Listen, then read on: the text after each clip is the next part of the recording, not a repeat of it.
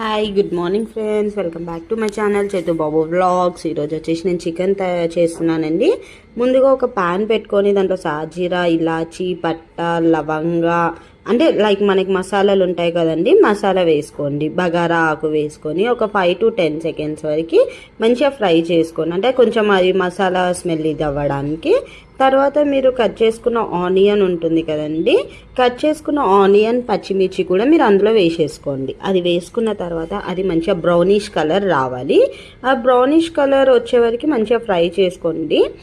మంచిగా ఫ్రై చేసుకున్న తర్వాత మీరు అందులో కొంచెం పసుపు వేసుకొని అది కూడా మంచిగా ఫ్రై చేసుకోండి. అది పసుపు వేసిన తర్వాత కొంచెం అల్లం వెల్లుల్లి పేస్ట్ వేయండి.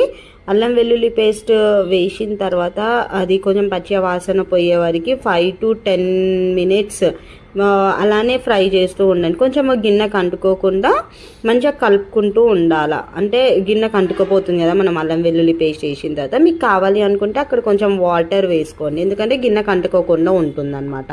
అది ఫ్రై ఒక 5 to 10 minutes ఫ్రై అవుతుంది కదా. ఫ్రై అయిన తర్వాత మనం కడిగి పెట్టుకునే చికెన్ ఉంటుంది కదా, పసుపు ఉప్పు వేసి కడిగి పెట్టుకున్న చికెన్ అది వేసేసేయండి. అది వేసిన తర్వాత కూడా మీరు ఒక 5 minutes మళ్ళీ ఒకసారి కలపండి. కలిపిన తర్వాత మీరు మూత పెట్టేసేయండి. ఎందుకు అంటే చికెన్ అనేది మంచిగా ఉడుకుతుంది. మనం మూత పెట్టేసినట్లయితే వాటర్ వస్తుంది కదా. మంచిగా పెట్టేసిన తర్వాత మళ్ళీ అందులో ఒక టమాటో వేసుకోండి. టమాటో అంటే కొందరికి ఇష్టం ఉంటుంది, కొందరికి ఇష్టం ఉండదు. నేనైతే వేసాను అనమాట. ఆ టమాటో వేసుకున్న తర్వాత కూడా మంచిగా కలుపుకోండి. కలుపుకున్న టమాటా అనేది బాగా ఉడికిన తర్వాత మీరు ఏం చేయండి అంటే మళ్ళీ ఒక 5 to 10 minutes మళ్ళీ ఒకసారి మూత పెట్టేసేయండి. మూత పెట్టేసిన తర్వాత మళ్ళీ ఒకసారి తీసి మళ్ళీ ఏం చేస్తారంటే కలుపుకున్న తర్వాత ఉప్పు, కారం, అంటే మనకి సరిపడా స్పైసెస్ వేసుకోండి.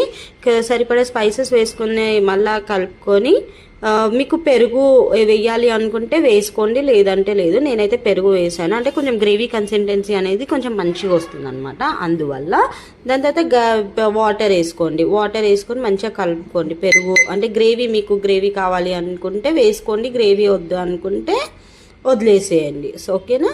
తర్వాత వచ్చేసి దాంట్లో కొత్తిమీర, కరివేపాకు, పుదీనా ఇవన్నీ కూడా వేసిన తర్వాత మంచిగా వాటర్ కన్సిస్టెన్సీ అనేసి అలా వస్తుంది కదా, గ్రేవీ అనేది చిక్కగా అయ్యేదాకా ఉంచండి.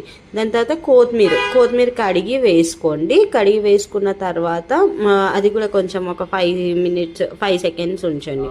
తర్వాత గరం మసాలా, మీ దగ్గర చికెన్ మసాలా ఉంటే చికెన్ మసాలా వేసుకోండి, లేదు అంటే గరం మసాలా వేసుకోండి. ఓకేనా.